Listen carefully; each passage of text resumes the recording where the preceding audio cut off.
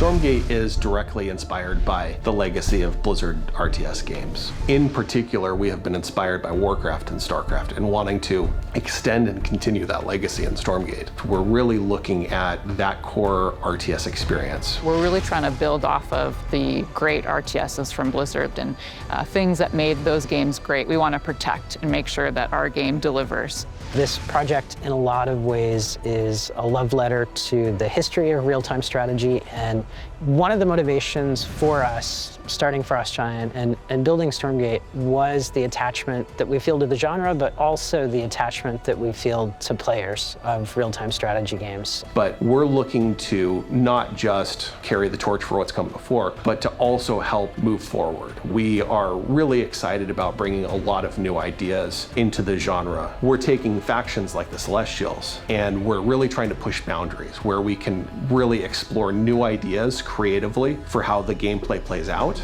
and for how the player experience of going through a match really unfolds.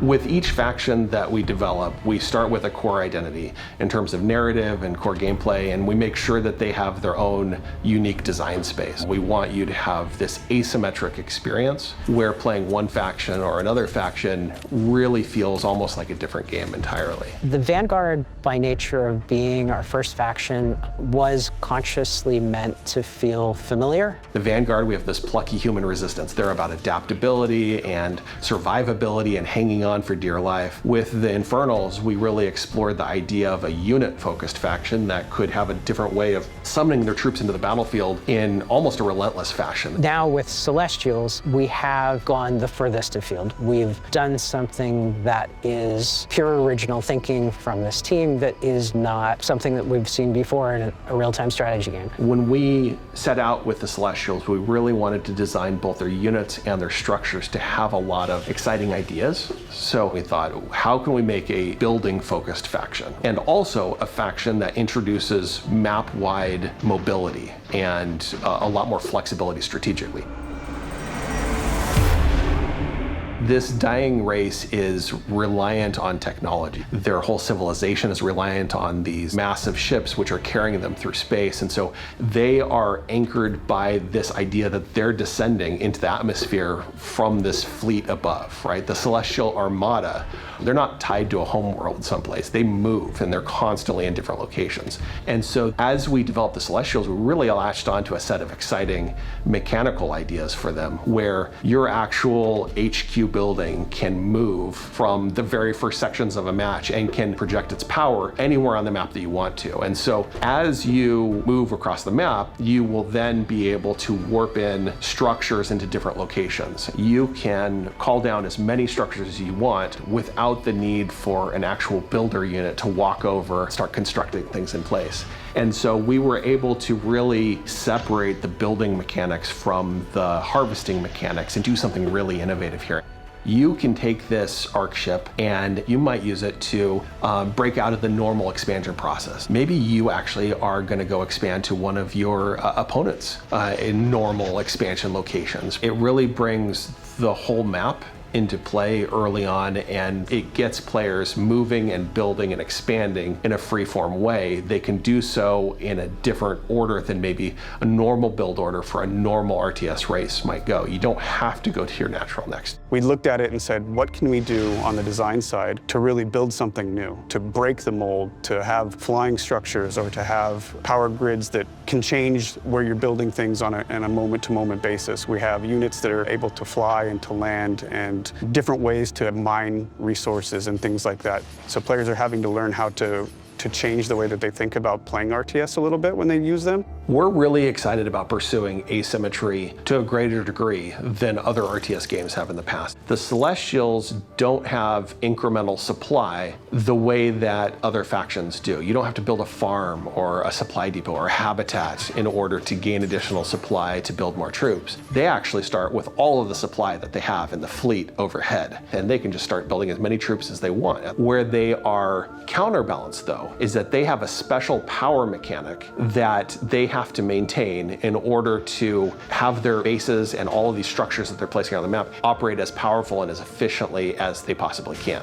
And so as you are fighting on the map, yes, I can build almost anywhere, but I also have to pay attention to where is my cascade field, what are my power levels, and how do I maintain these dynamics. And so we've kind of shifted the focus onto the buildings themselves. Pound for pound, the Celestial units are not as cost effective as the units for the other factions, but they become stronger when they're augmented by their structures. In many ways, it becomes this strategic dance about where the conflict is playing out on a map. So there's going to be a lot of emergent gameplay that players will discover on their own that we are not planning for. And that's actually what we want from the Celestials. Is we want to give players a bunch of options, a bunch of flexibility, and a bunch of interesting toys to play with, and then see what comes out the other side. And if you're the type of player that really likes coming up with your own strategy, that really likes to maybe come up with this innovative way to outsmart opponents or to head fake them on the battlefield, the Celestial faction is designed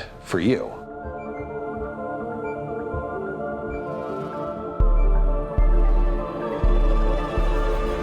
We really believe that even within a Blizzard-style RTS, there's a lot of room to innovate, and there's a lot of design space to explore with this type of game. We're pushing boundaries on the technology side in terms of snowplay and the way that we're approaching our netcode to allow players around the world to play this game with a maximum level of responsiveness. Snowplay is what we're calling the engine that we've built for real-time strategy, which sits on top of the Unreal Engine. So Unreal is doing all of the rendering, playing all the sounds, taking the input, but the gameplay and the networking is being handled by the Snowplay layer that we've built.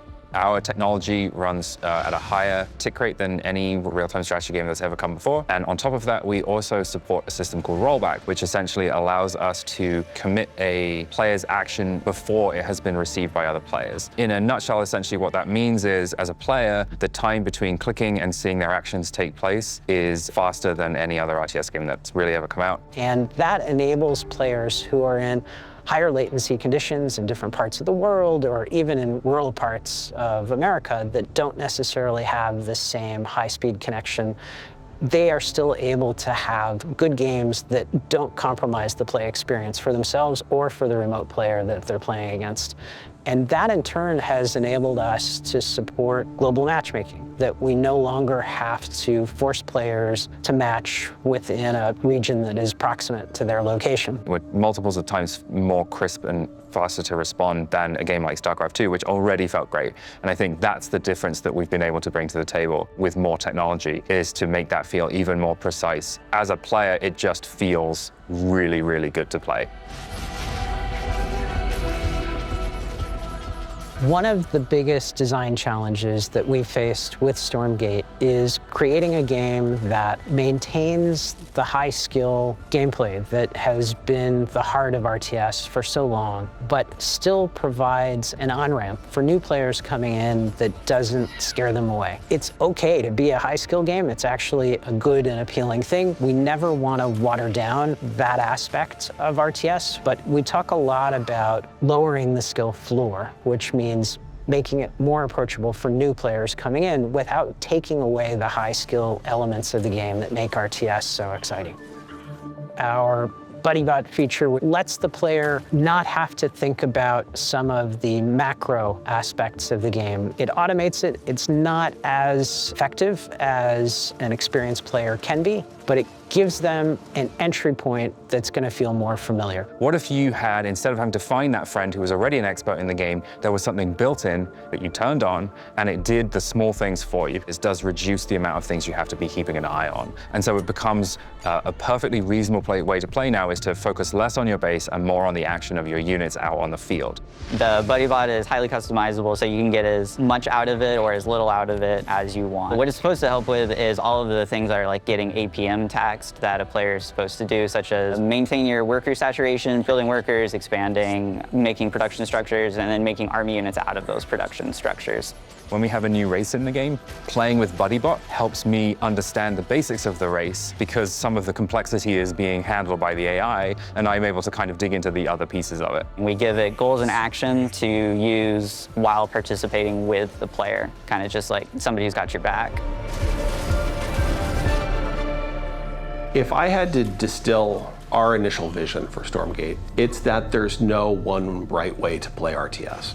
We think the future of RTS could bring in more folks. You know, it's had this decades-long reputation of being elite, but I'm a campaign player. I've had a great time really just playing, you know, the stories, not having to feel the sweaty palm of competing against someone else. Our hope is to draw a bigger audience of players that have maybe bounced off the RTS genre in the past. We're not trying to do anything crazy to change up that 1v1 experience for players, but what we are trying to do is add different modes for players to come in and enjoy the RTS experience that isn't just a competitive smash your head against the wall until you get better experience. There are changes that you can make that do make the game more appealing to an audience that hasn't tried it before. And some of that's tutorialization, but some of that's also supporting social gameplay where more experienced players can help onboard their less experienced friends. And that's been a big part of what's behind our thinking with trying to increase the level of social play for Stormgate.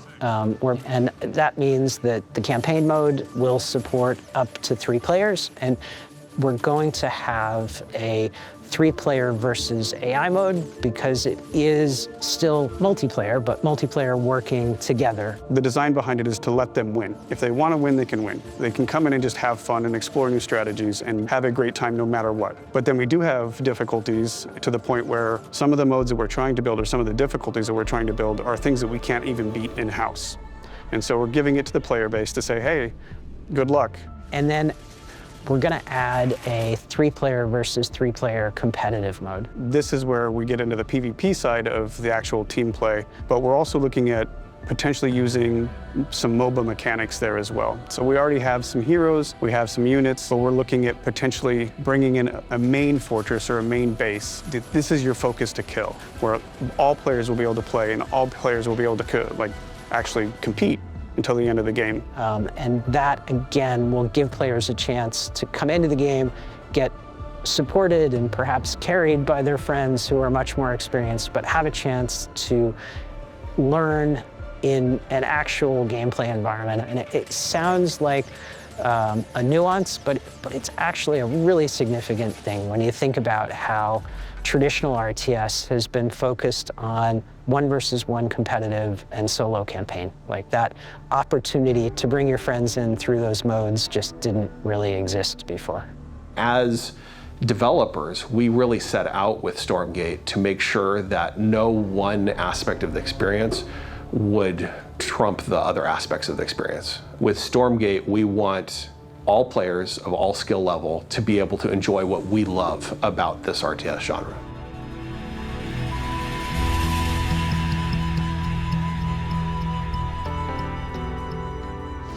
This is a team that is super, super passionate about real-time strategy. That's why we're all here. For us, our whole family life history has been real-time strategy game. I have watched most of the leadership in the RTS community grow with this game, have careers around this game, 20-year careers. I was super fortunate at Blizzard to work with a lot of them on StarCraft 2. I look back, wonderful years, about 12 years at Blizzard. I just loved the people, and I got to know Tim Morton there, and I really liked his leadership and also, you know, the StarCraft 2 team's dedication to the community. And so once I knew that Tim was starting his own thing, he reached out to see what I was up to, and I already knew like how he was as a leader, how he shows up for players and for the community. And I was like, I want to help him. StarCraft 2 had such a tremendous community around it. Esports is a big part of that, but even the community that loves lore, the community that loves campaign, cosplay community, the map making community, there's just a very robust group of people around real-time strategy that are passionate. And it is that passion that resonates with us as developers and with us as players. And so we wanted to build something to service those players in a way that hopefully they feel our passion. This is a game that is a passion project for everyone that's working here. Again, we have a lot of experienced developers that are working on the game, but it's the community that's helped drive the vision of it and helping us make it better. And we've been that way from the very beginning. We've been listening to their forums. We have a Discord that we're constantly bringing feedback into our Slack channels and discussing. And we believe, we agree with you on this. Like, how do we make that change and how do we make the game better due to the feedback that's coming in? And I think coming from my past experiences where games are hush-hush and more of an ivory tower of like, we know what is good and we'll give it to you when it's ready, compared to the way that we're working at Frost Giant, which is we as a collective, and that means the developers and the community know what feels good. At the big companies where you're one of 5,000 or one of 10,000, you're just one spoke in a very big wheel. But here, you feel very engaged because you can add input or bring research to the table or bring a feeling that could sway a whole meeting. And with some of the bigger companies, there's just more bureaucracy, there's more people that have to be involved with decisions. Where here, you are empowered to make the decisions. You can do things in a more nimble way, you can respond quickly and be very in touch with your community. I firmly believe that game development and community development are the same thing, they happen together. And we're not going to have all the right answers all the time. And so we look to them and we look to everyone else to not only give us ideas, but to reinforce our current ideas as well. And I will tell you, when we decided to found this studio and see if we could further the future of RTS, one of the first things we did was reach out to that community of collaborators and say, guys, we're gonna all leave safe jobs, we're gonna take a big gamble, we're gonna found this studio, we need your help. We need your help designing the game, raising funding, because we're not gonna be with a big company anymore. And our community and our content creators step forward, help send a message to the marketplace that real-time strategy was not dead, that it was their passion too, that it was very much alive, and that they had a vote of confidence in us. And they really managed to secure the funding for the game for us. The investors sat up and said, wow, you really do have passionate community traction out there. And they have continued to support us. When we kind of whiteboarded the game in the early days, we brought in dozens and dozens of people. I would say probably 40 or 50 people actively helped us make design decisions around the game and continue to support us today. Continue to reach out to us,